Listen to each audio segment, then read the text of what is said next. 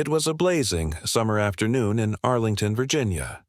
President Donald Trump had just wrapped up a speech at a community center honoring veterans and small businesses. As his motorcade cruised down a quiet side street on the way to the airport, something outside caught his attention. "Stop the car," Trump said suddenly. The Secret Service glanced at each other. "Sir?" he repeated. "I said, stop the car."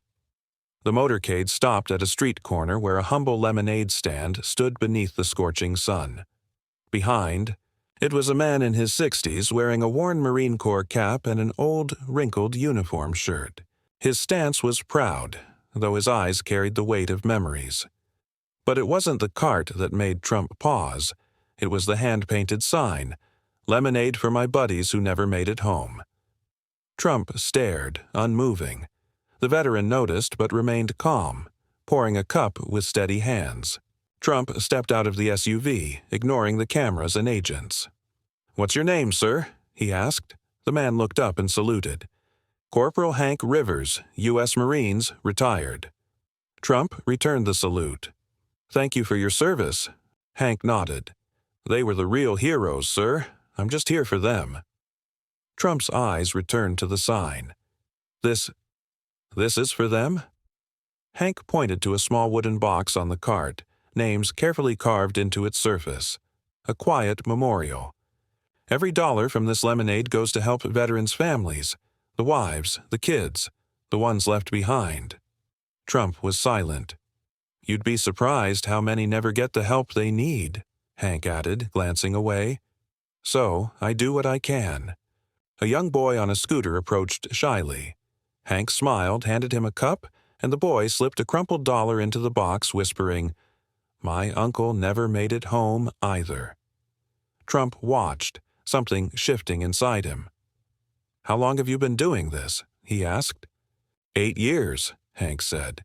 "Every summer, right here on this corner." Trump looked around. No cameras, no reporters, just people passing by, some stopping, most unaware. "Mind if I stay a minute?" he asked. Hank raised an eyebrow. "It's your country, sir. Do what you like." There was no sarcasm, only quiet fatigue. Trump nodded and stood beside the cart. He took a cup from Hank and drank. Simple, cold, real, like the man beside him. His hand rested on the carved wooden box. "Who are they?" he asked. Hank's eyes misted.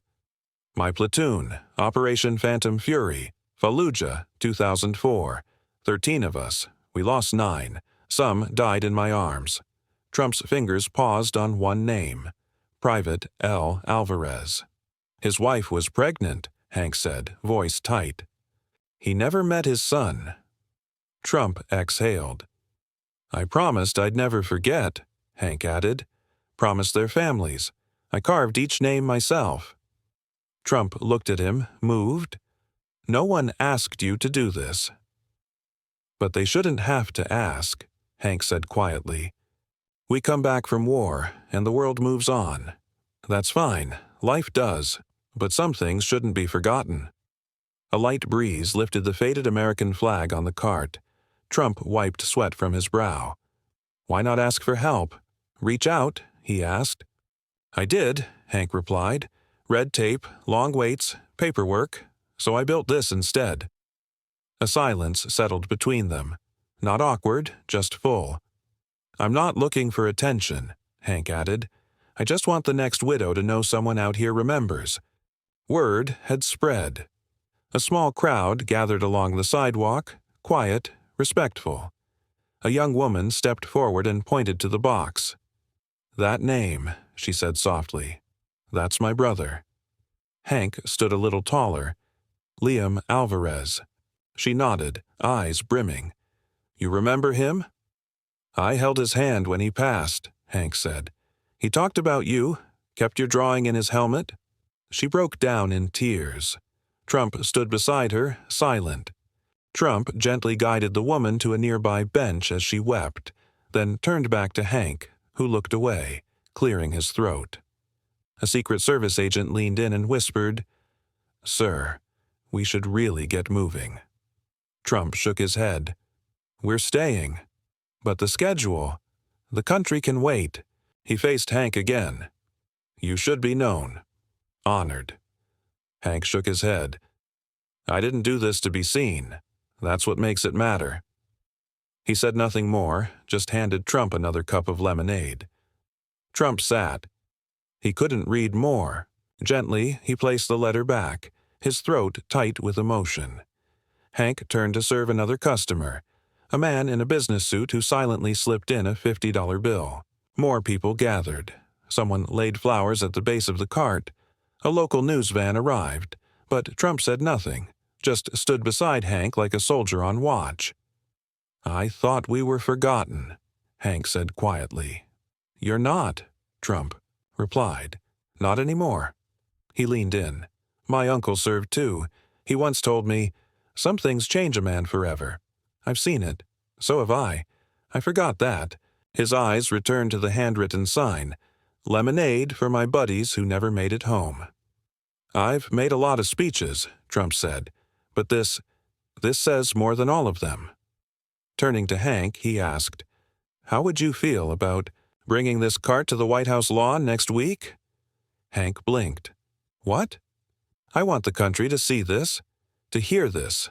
Not from me, from you. I'm just a Marine with a cart, Hank said. You're more than that, Trump answered. You're a reminder. Hank looked at the carved box. What about them? We'll honor them too, Trump said. Hank looked out at the crowd, then up at the sky. All right, he said, but only if I can bring the box, and only if I can tell their stories. Trump nodded. That's the whole point. That night, the footage of Trump at the lemonade cart went viral, not as a political stunt, but as something raw and real. A clip of him reading the letter in silence. Hank saluting a little girl whose father never came home. The hashtag #NoshLemonadeForHeroes began trending. News anchors didn't argue. They just showed the moment. Veterans across the country wrote in. Mothers posted photos of their sons holding lemonade cups. Children made homemade signs honoring fallen soldiers and taped them to mailboxes and windows. A week later, that same wooden lemonade stand stood proudly on the White House lawn.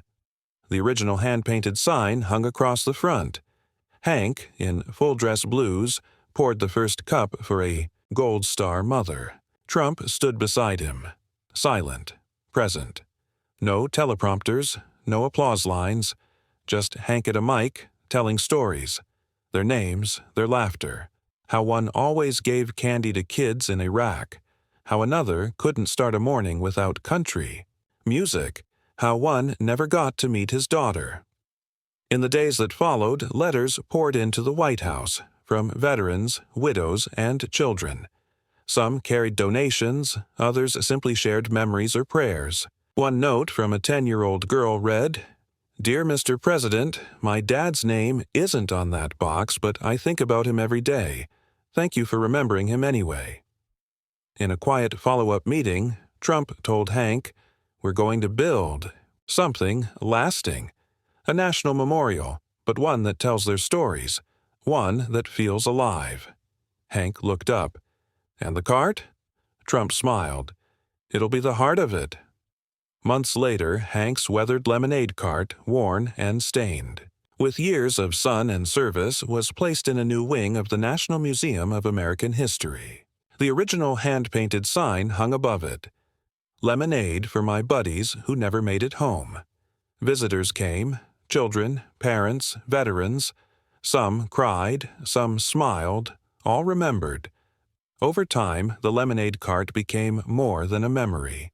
It became a national symbol, a quiet reminder that honoring sacrifice doesn't always require a monument. Sometimes all it takes is a name, a cup, and a promise kept. And on Veterans Day, years later, Trump returned to that memorial. He laid a single lemon beside the cart and softly whispered, We remember.